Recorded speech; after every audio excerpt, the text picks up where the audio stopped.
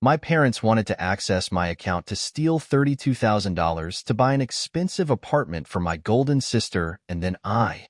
I'm a 20-year-old guy in college, and the relationship I have with my family has always been rocky. Mostly, it's because I'm nothing like the rest of them.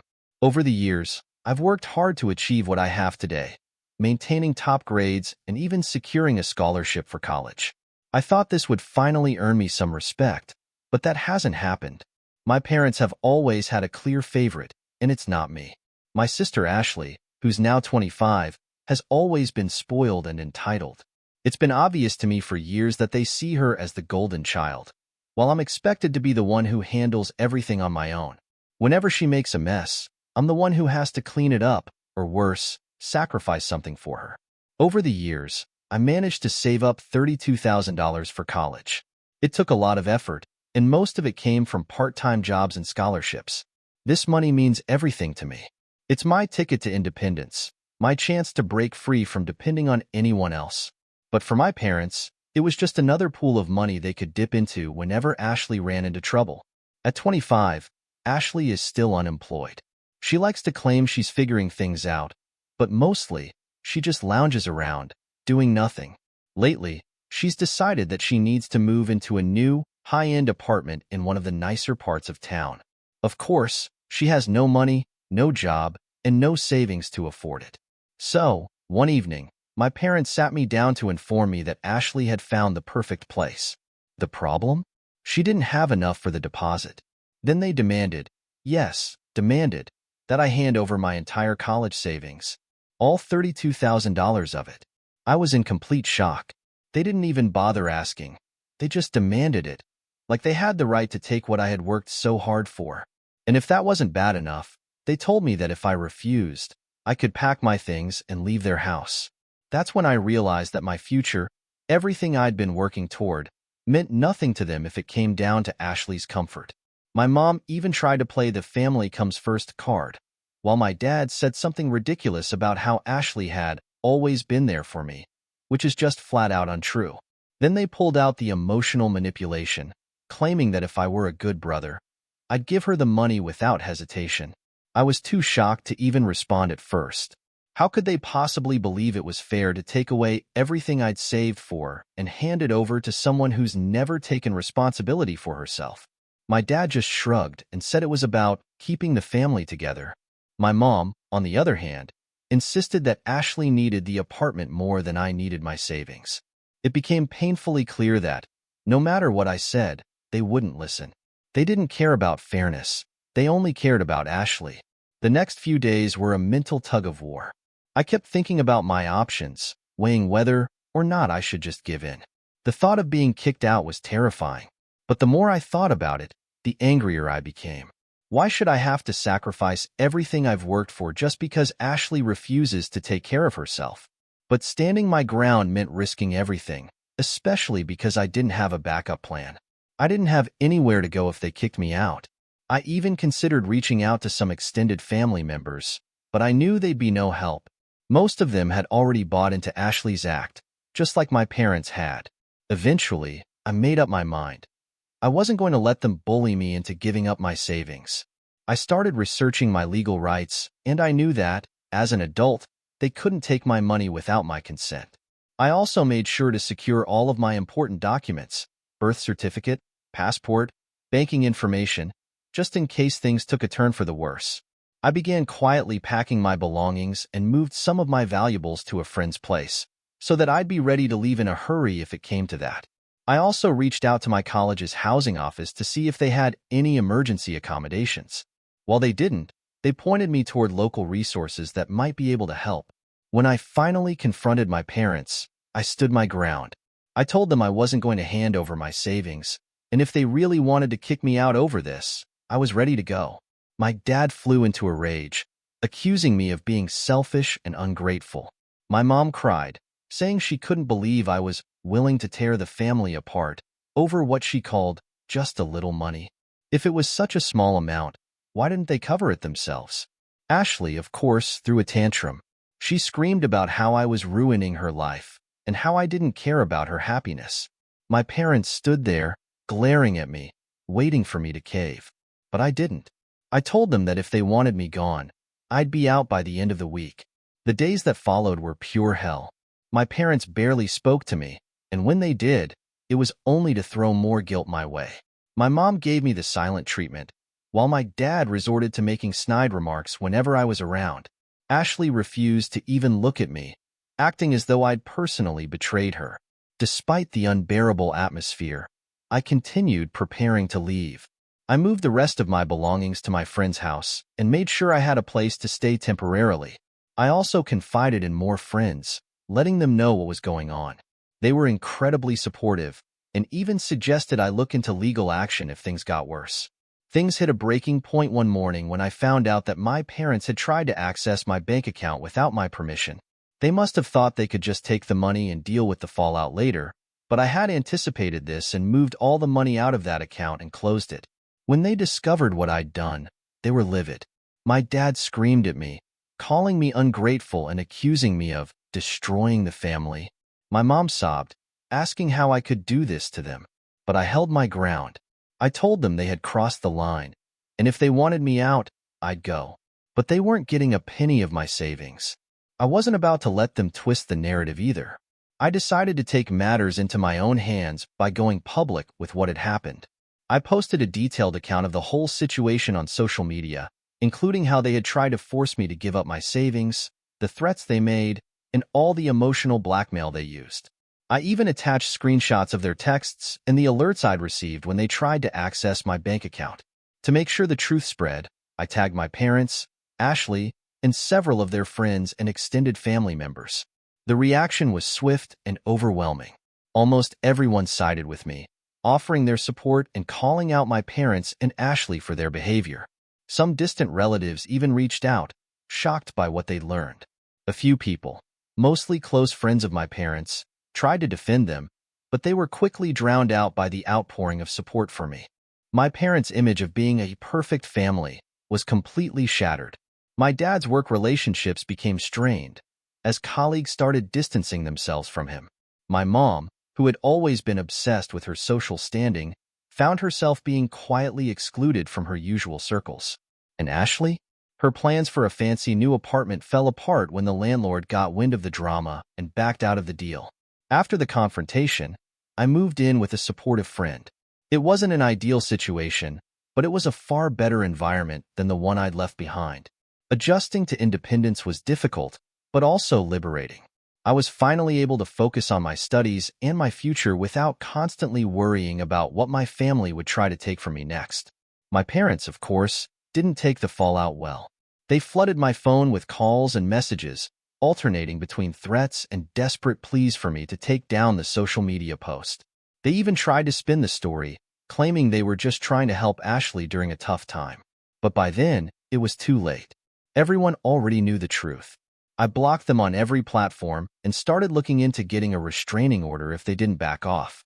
It wasn't an easy decision, but it was necessary to protect myself from their toxic influence. A few estranged relatives reached out afterward, expressing their support and regret for not stepping in sooner.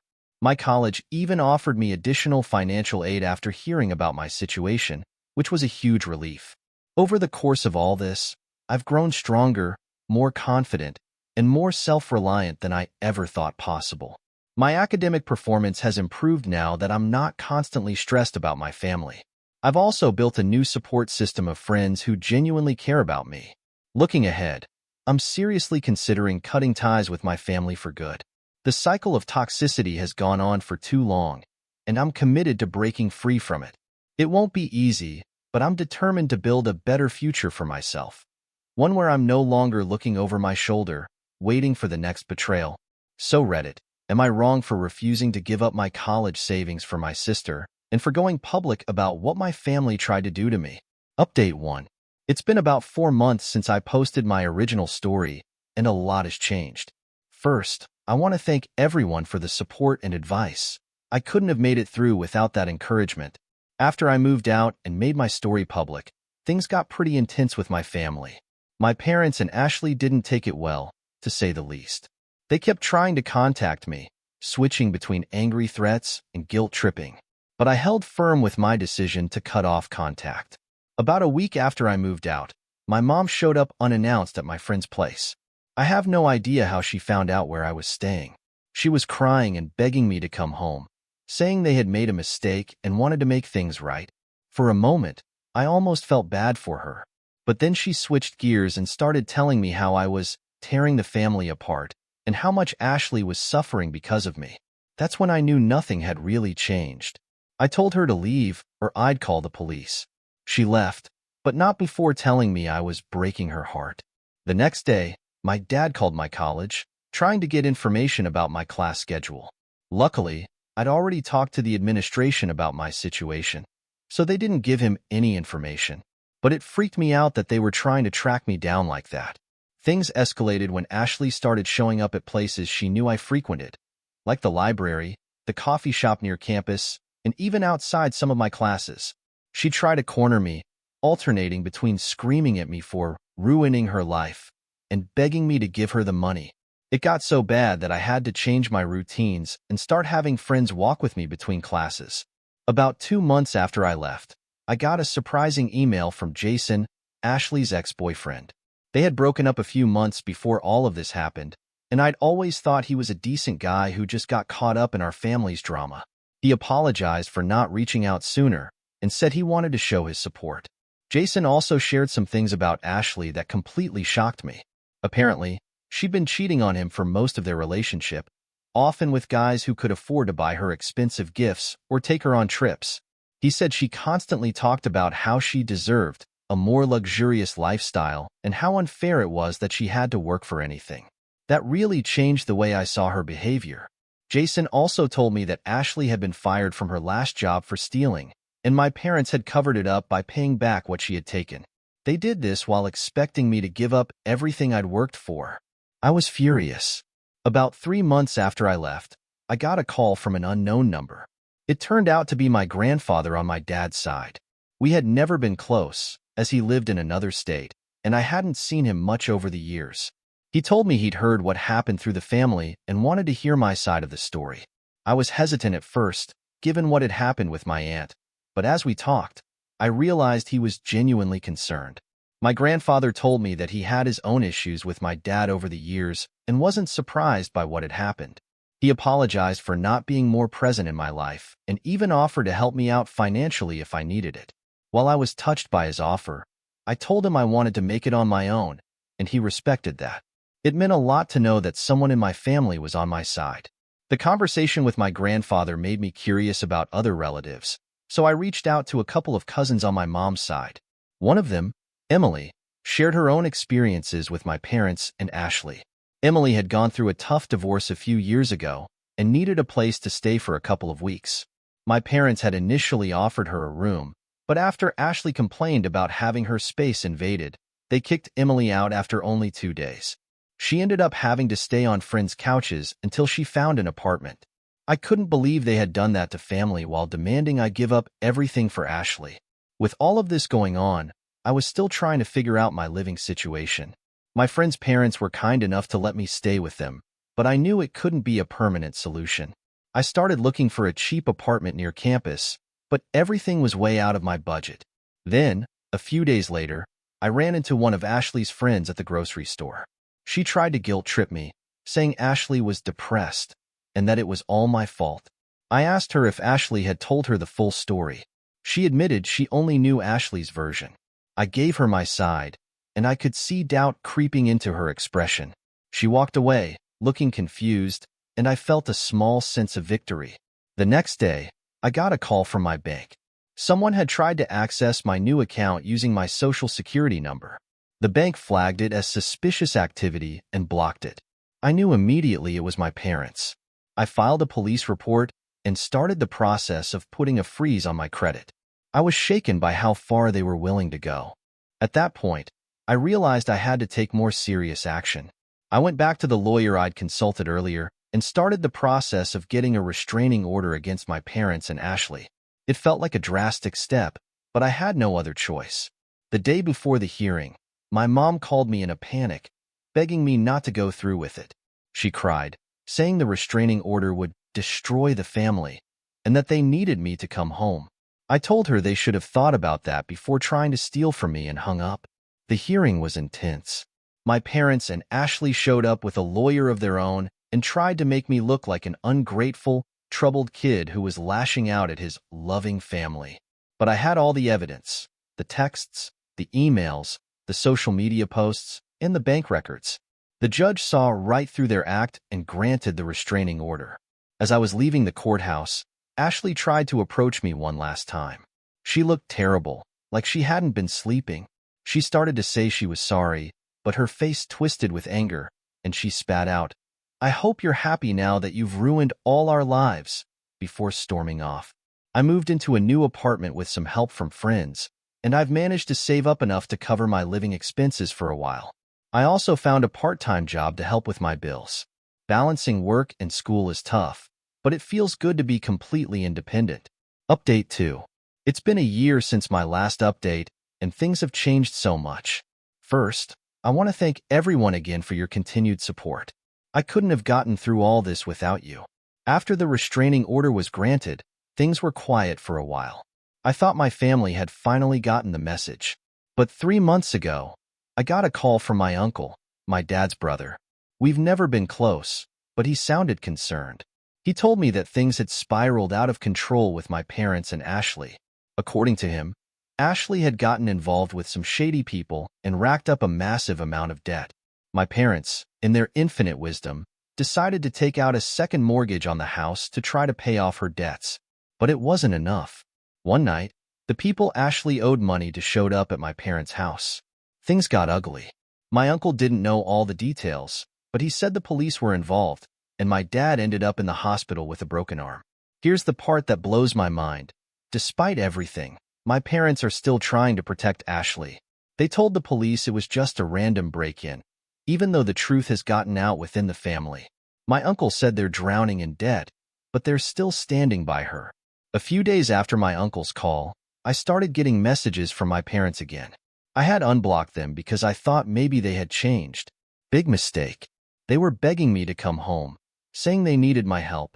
They even tried to guilt me by saying that if I had given them the money when they first asked, none of this would have happened. Can you believe that? They're still trying to make this my fault. I ignored their messages and blocked them again. Since then, I've moved into a better apartment in a safer neighborhood. It's a little farther from campus, but it's worth the peace of mind.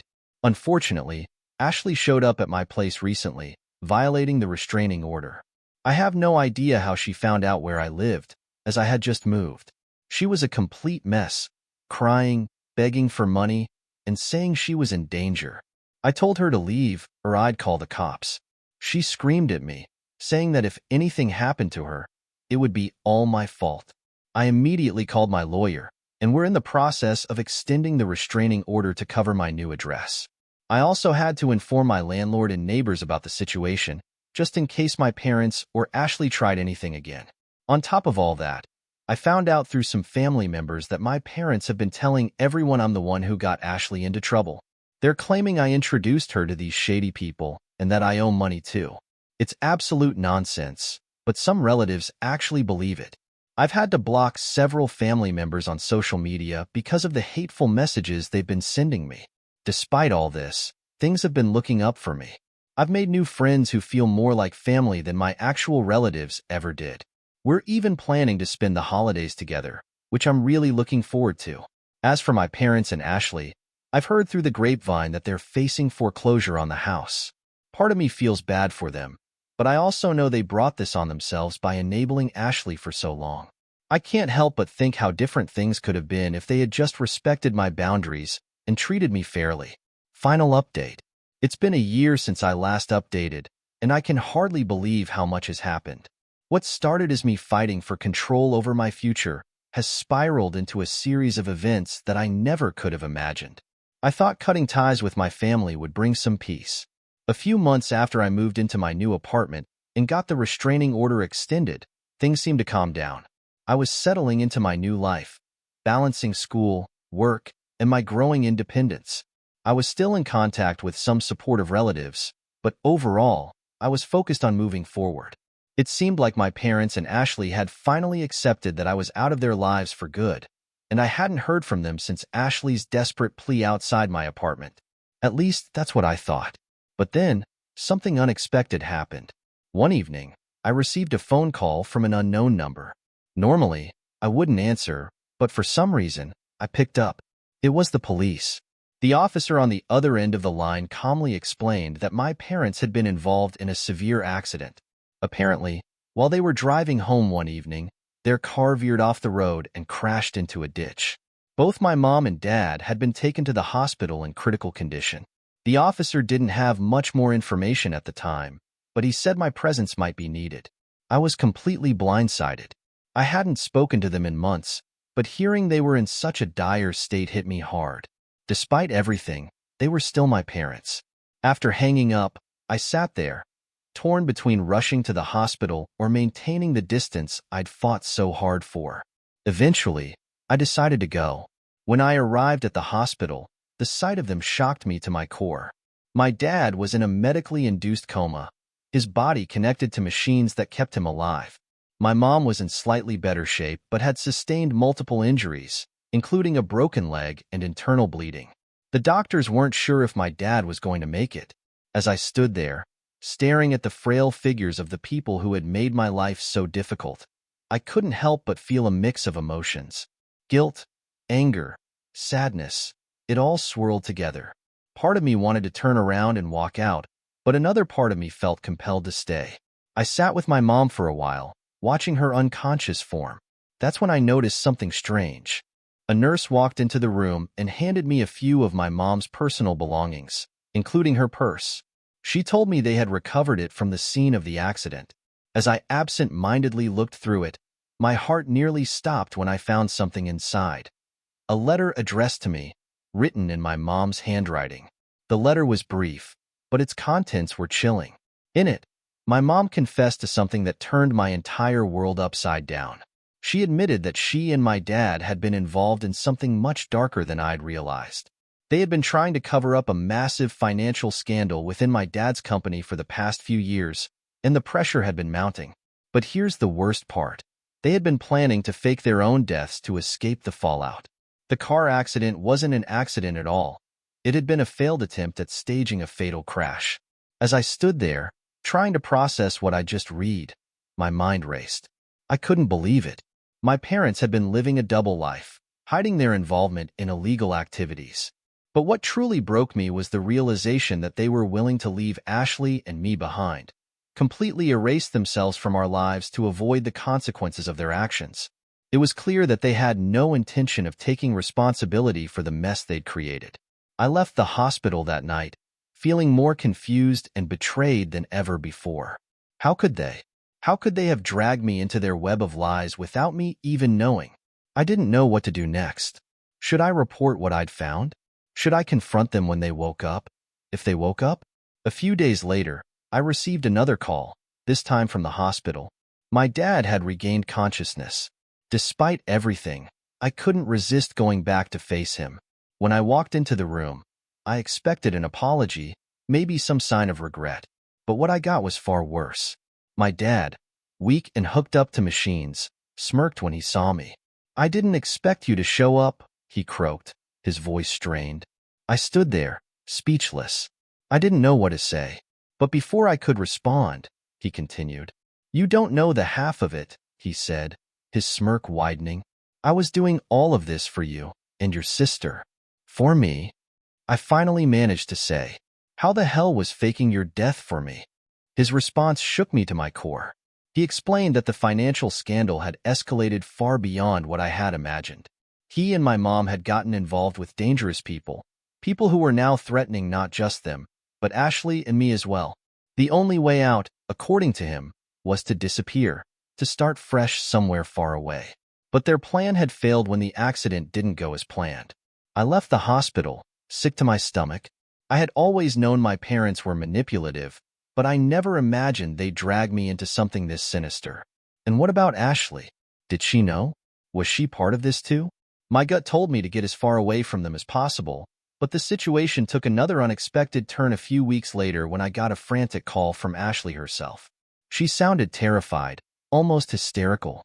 She told me that she had been approached by two men who had come to her apartment, demanding money and threatening her life.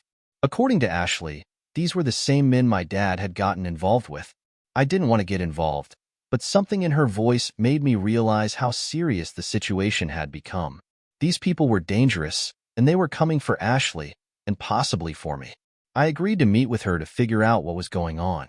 When I arrived at the location we'd agreed upon, a small, run-down cafe on the edge of town, I barely recognized Ashley. She looked disheveled, pale, and genuinely scared for the first time in her life. As we sat down to talk, she revealed that she had known about our parents' financial crimes for a while, but hadn't told me out of fear. She had tried to distance herself from them, but now that they were in trouble, these men were holding her responsible too. For the first time in years, I saw a vulnerability in Ashley that I had never seen before.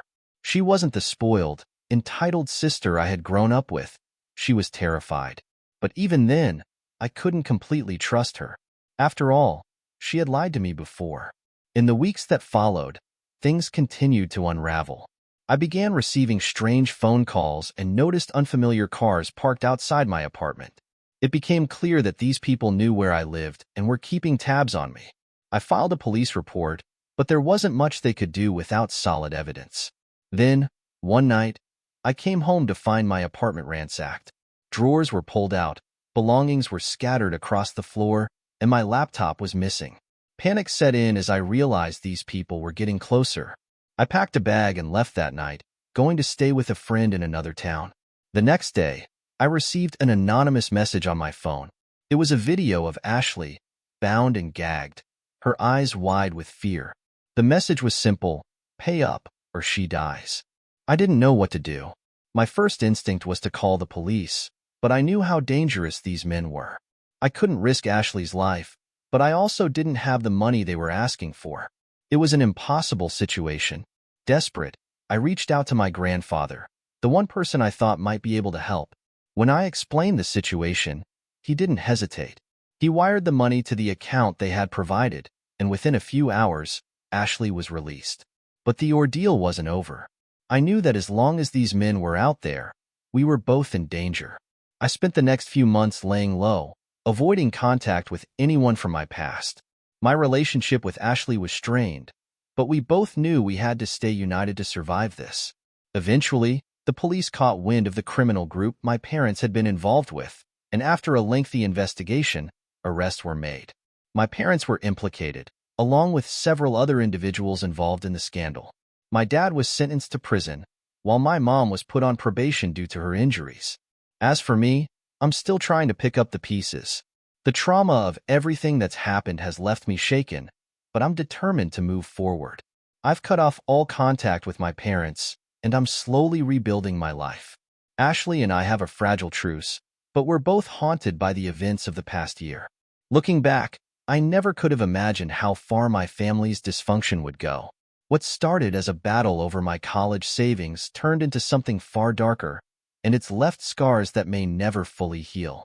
But one thing's for sure, I won't let my family's mistakes define me. I'm carving out a new path for myself, one that's free from the toxicity and chaos that defined my past. It's not easy, and I still struggle with the trauma of everything that happened, but I'm committed to building a future where I can live on my own terms. I've also taken steps to protect myself. I've changed my name legally, moved to a new state, and started over completely. Only a handful of people from my old life know where I am now, and I intend to keep it that way. I've learned the hard way that trust is fragile, and not everyone deserves it. As for my parents, they've tried to reach out to me from time to time, letters from my dad's prison and messages through distant family members from my mom. But I've made it clear that I want nothing to do with them. The damage they caused is too deep to repair. They chose their path, and now they have to live with the consequences. I've blocked every attempt at contact and intend to keep it that way for the rest of my life. Ashley, too, has distanced herself. After everything that happened, we both realized we're better off apart. She's trying to rebuild her life, though I can't say I trust that she's truly changed. We've parted ways, each of us haunted by what our family became, but understanding that our futures don't have to be defined by the chaos we left behind.